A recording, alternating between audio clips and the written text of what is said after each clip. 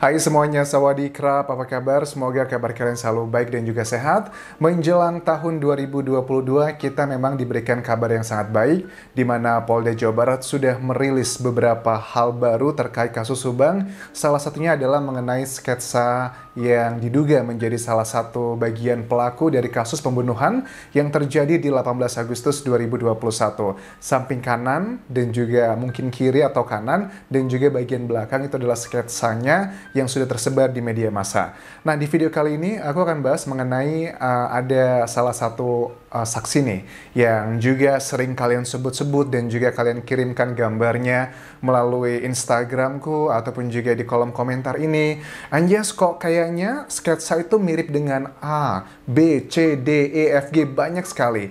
Tapi terlepas dari itu semua, kita ada azas praduga tak bersalah dan ini adalah salah satu konsekuensi ya dari tim penyidik pada saat mengumumkan sketsa ini, dan aku berharap bahwa untuk tahapan berikutnya untuk mencari tahu siapakah itu tidak dalam waktu lama lagi, tapi kalau semakin lama akan semakin banyak nih hal-hal yang akan menjurus, takutnya malah fitnah dan sebagainya. Jadi mudah-mudahan penyidik Polda Jawa Barat diberikan kemudahan untuk menangkap dugaan siapakah pelakunya tersebut. Oke, di video kali ini aku ngobrol dengan aku akan sampaikan obrolanku dengan mantan pacarnya almarhum Amel yang bernama Gugun atau GG ya, istilahnya kita sudah ketahui ini. Jadi buat kalian yang baru aja gabung atau mungkin sudah lupa dengan cerita Gugun ini beberapa bulan lalu sempat menghubungi aku. Pada saat itu adalah isu sedang hebohnya, apa jangan-jangan supir Alphard itu yang menjadi tempat pembuangan kedua korban, ada yang bilang katanya mirip sama Gugun begitu. Nah, akhirnya Gugun ngobrol, klarifikasi dengan aku di sini, dan sekarang kita bahas adalah mengenai dugaan katanya ini mirip sama dia. Dan aku kemarin bilang sama Gugun ya, lewat Instagram, Gun, kamu udah baca kan, ada banyak kan ya analisa dari netizen yang mengatakan bahwa kamu mirip dengan si orang yang diduga pelaku yang sudah dirilis fotonya, sketsanya gitu oleh penyidik Polda Jabar. Dan Gugun bilang ya nggak mau komentar banyak karena itu adalah dia sudah diperiksa sama penyidik. Jadi Gugun tuh merupakan salah satu dari 69 saksi yang telah diperiksa, baik itu dari Polda Jabar ataupun juga dari Polres Subang sendiri. Nah, kemudian aku minta ke Gugun, yaudah Gun, kalau begitu boleh nggak dikirimkan foto kamu, coba dimiripkan dengan sketsa wajahnya, yang pertama dari samping, dari belakang. Dia dan Gugun pun mengirimkan 3 foto. Kita akan coba cross check, kita akan coba analisa di sini ya, apakah ini mirip atau tidak. Walaupun ini adalah bukan analisa yang expert ya, karena aku bukan expert di bidang hal menganalisa seperti ini, tapi paling tidak ini adalah sebuah data yang bisa kita lihat dari kacamata orang awam begitu. Oke, langsung aja ya. Yang pertama adalah ini adalah foto pertama, aku sudah gabungkan. Yang kiri adalah hasil sketsa yang dirilis Polda Jabar, sementara yang kanan adalah fotonya Gugun. Oke, kalau dari segi kulit, jadi gini, kalau ini kan adalah sketsa kan ya, jadi kalau menurut aku sketsa ini, biasanya kita kalau difoto kan itu kulitnya lebih jernih, lebih bening gitu kan ya, kita harus punya pola pikir bahwa diturunkan 2-3 derajat lah kejernihan dari foto yang tersebar. Kalau dari dugaan pelaku ini, menurut aku sih, dia ini tidaklah putih ya, tidaklah kuning langsat banget, tapi kuningnya itu kuning yang tipikal orang ya mungkin di Bandung atau Indonesia pada umumnya kayak aku juga. Ini kalau nggak ada cahaya yang baik, nggak ada lighting yang baik, itu pasti akan coklat. Menurut aku sih, si dugaan pelaku ini kulitnya pertama adalah dia nggak putih banget, tapi lebih ke coklat, kuning coklat seperti itu. Jadi kadang kalau cahayanya bagus bisa putih gitu. Kulitnya memang ada kemiripan dengan Gugun ya, aku harus mengakui itu yang pertama. Tapi yang paling membedakan adalah, kalau bagi aku adalah bentuk kepalanya. Kenapa? Kalau bentuk kepala yang dugaan pelaku yang hasil sketsa dari penyidik Polda Jabar, itu kan Gugun lebih lancip ya, lebih terlihat rahangnya, itu lebih terlihat karena pada saat sebulan atau 2 bulan lalu pada saat aku video call dengan Gugun dan dia katanya sedang mancing saat itu, Gugun itu adalah tipikal dari fisiknya adalah yang kurus. Jadi kurus lah, kategorinya kurus lah, mungkin beratnya 60 kg, betul nggak Gugun? Pasti Gugun juga nonton video ini kan ya. Tapi yang membedakan, mungkin yang ada persamaan adalah kulitnya mungkin agak-agak mirip, tapi kalau untuk kepalanya, terutama di apa namanya, apa tadi aku bilangnya? Lupa lah, pokoknya di leher ini ya, di rahang, itu dia. Rahang itu berbeda, si Gugun tuh lebih lebih lancip, terus juga lebih jelas gitu, karena memang kalau orang kurus biasanya rahangnya itu akan lebih kelihatan lebih gede gitu. Sementara kalau si terduga pelaku ini, dia kayaknya cenderungnya adalah chubby gitu ya, walaupun tulangnya mungkin tulang kecil yang imut lah, papa apa opa-opa Korea gitu kalau anak muda bilang sekarang, tapi dia masih ada kecenderungan dia tuh agak chubby gitu, berbeda dengan si Gugun. Itu adalah yang pertama. Jadi persamaannya mungkin di kulitnya, karena sama-sama orang Bandung dugaannya, si pelaku Gugun juga di Jawa Barat kan ya tinggalnya.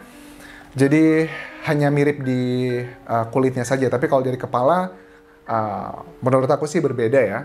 Nggak perlu kita menjadi expert kalau untuk melihat sesuatu hal yang bisa kita lihat dengan panca indera, kan bisa buktikan ya. Kalau untuk kulit kan sangat subjektif, tapi kalau untuk rangka kepala, tengkorak gitu kan, ya ini menurut aku berbeda sih Gugun dengan yang ini.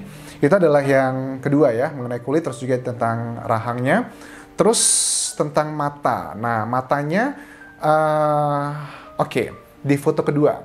Ini bagian Gugun yang foto kedua.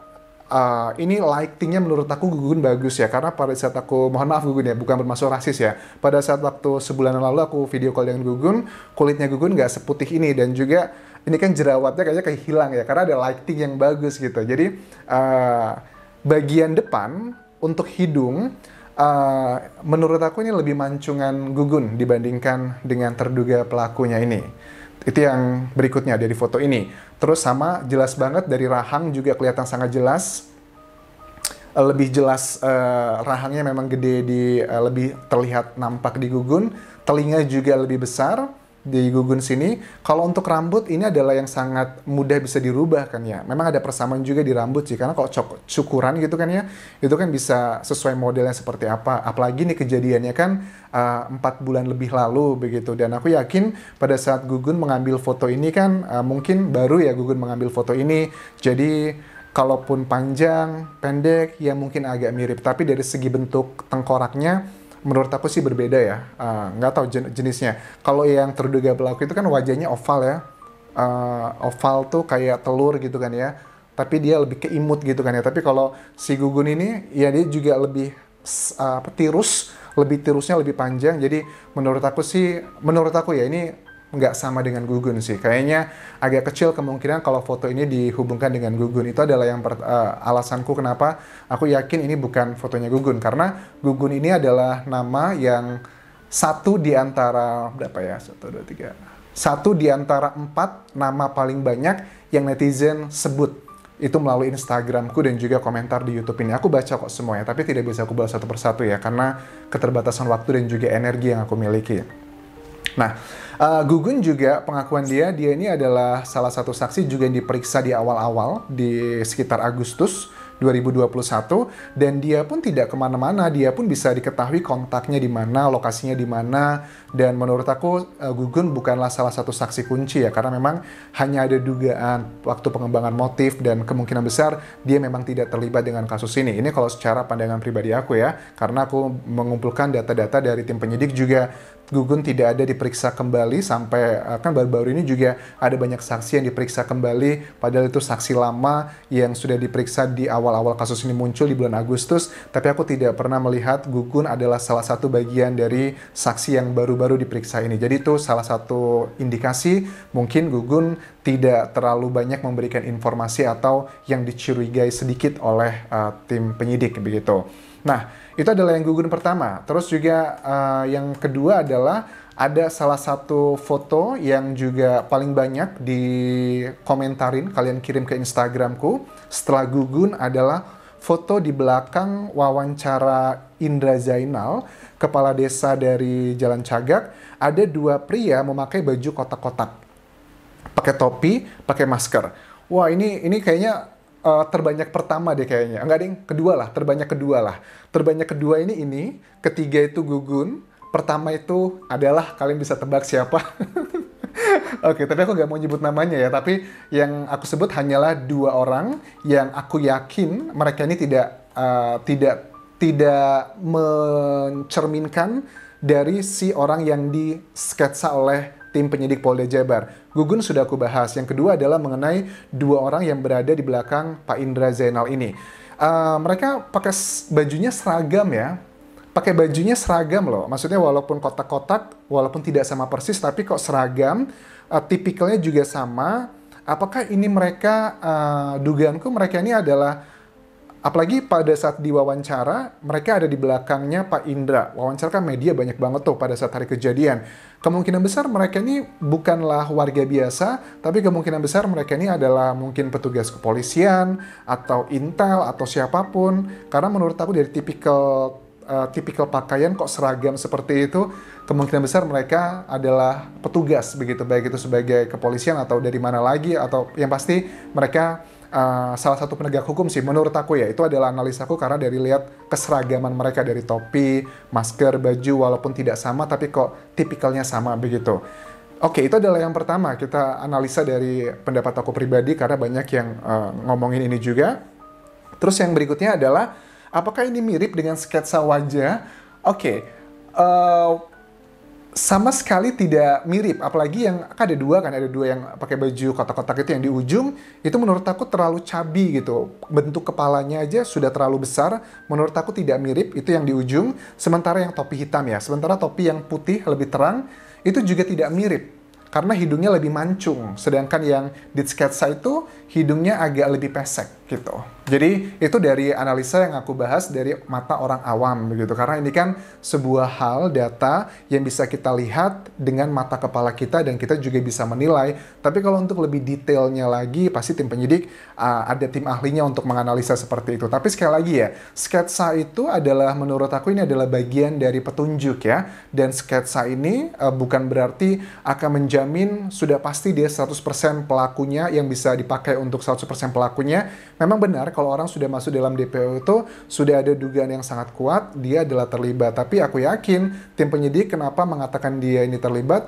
bukan cuma sekedar karena sketsa, tapi juga nanti akan ditunjang dengan data-data lainnya, misalkan seperti penemuan jejak DNA atau CCTV atau sidik jari di lokasi kejadian dan sebagainya. Itu tidak bisa berdiri sendiri. So itu aja yang bisa aku bahas mengenai dua gambar lah ya, karena sebenarnya ada 3 orang kan yang aku bahas di sini.